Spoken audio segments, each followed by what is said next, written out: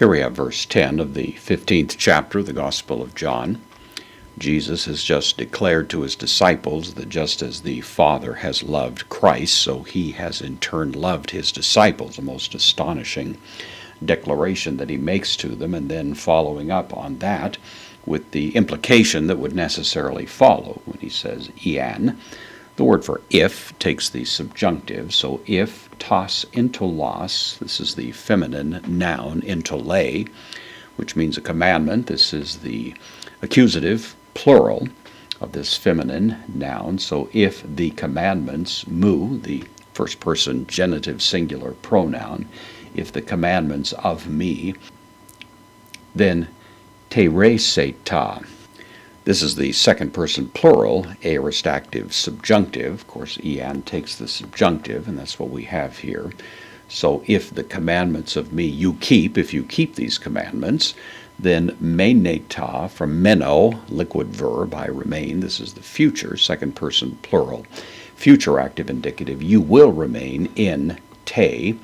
Preposition takes the dative, here's the dative, singular, feminine article in the agape. In the love of this feminine noun, agape, you will remain in the love, mu, of me, again the possessive pronoun. So if you keep my commandments, obey my commandments is the force of it, you will remain in my love.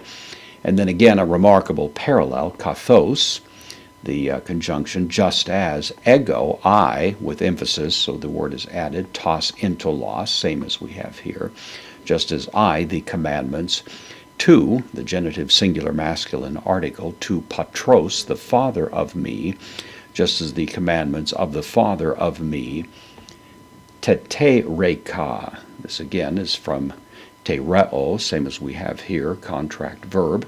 This is the first person singular, perfect active indicative, just as the commandments of my Father I have kept.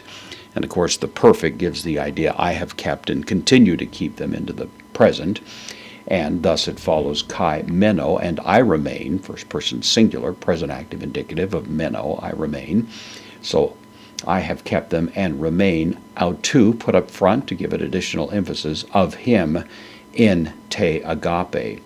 I remain in the of him love. And then in preposition with the dative singular of the word agape once again. So once again we have a rather striking parallel that just as Christ has obeyed perfectly the commands of his Father and continues to abide in and thus enjoy the benefits of the love of the Father, Jesus turns around and makes exactly the same offer to these disciples, that as they obey his commands, they are going to be in that area where they will be fully blessed as they are in his love. And of course we extrapolate from this, not only it applies to these disciples, but to any disciples of Christ throughout history who seek only as their highest priority to obey him, that they are going to find themselves at the same time living in the rich benefits of his love.